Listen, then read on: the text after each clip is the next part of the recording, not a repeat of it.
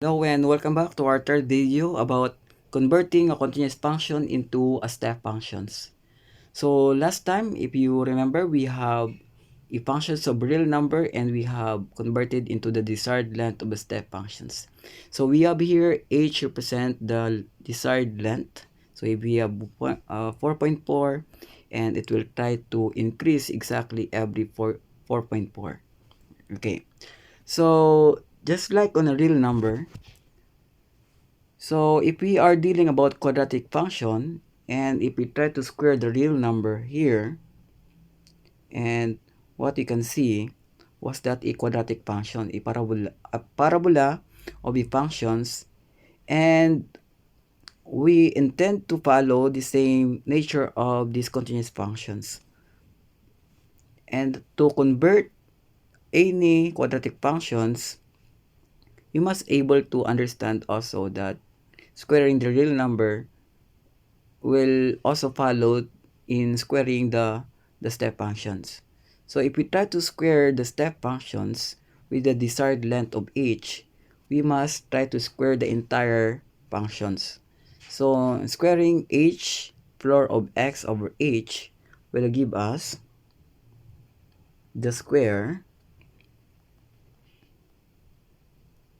functions with the desired length of h.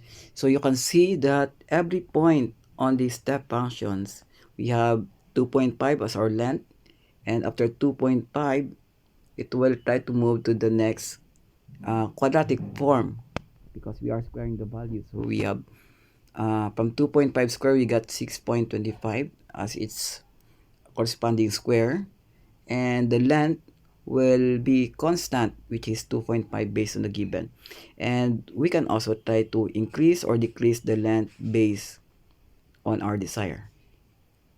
Okay, so if we have a cube of a function, so let's say on these red functions, we'll try to increase by 1 unit. So we have a cubic functions, and we just simply squaring the real number value of x. So also we'll try to do the same with the step function. So if we have the h, then the integer of x over h, so we will also try to cube this one, and cubing this one will give us the desired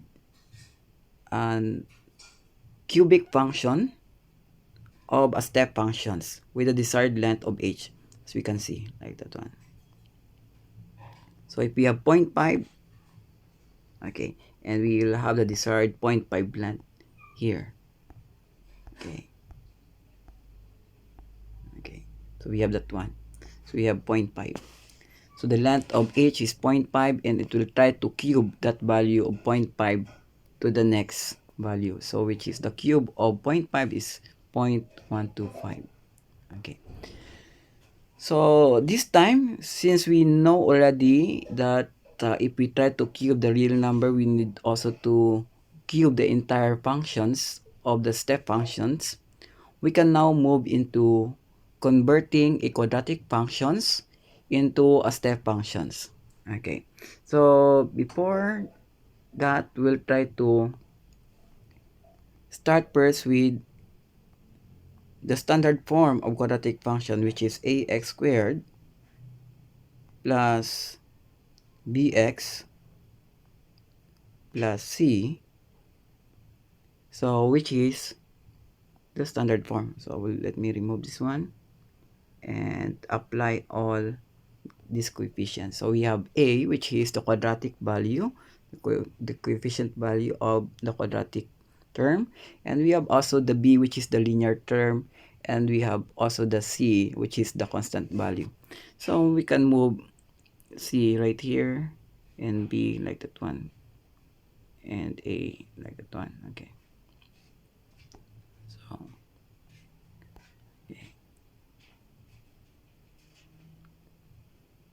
okay, so we have this quadratic function. Okay, so you can see that we have three different terms on this quadratic function. We have ax squared as the first term, it's a quadratic term, And we have the second term, which is bx, which is the linear term, and the last term, which is the constant, which has no value of x at all. Okay, so this time converting this one, it's also converting each of these real number x into a floor functions with the desired length of h. Okay, so I will just recopy the equation. We have function of x, one.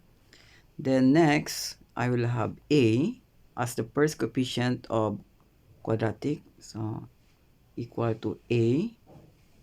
And for the quadratic, as we know it, we have h. We must also try to square these all step functions.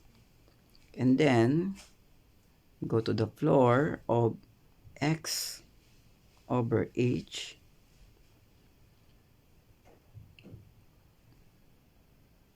Okay.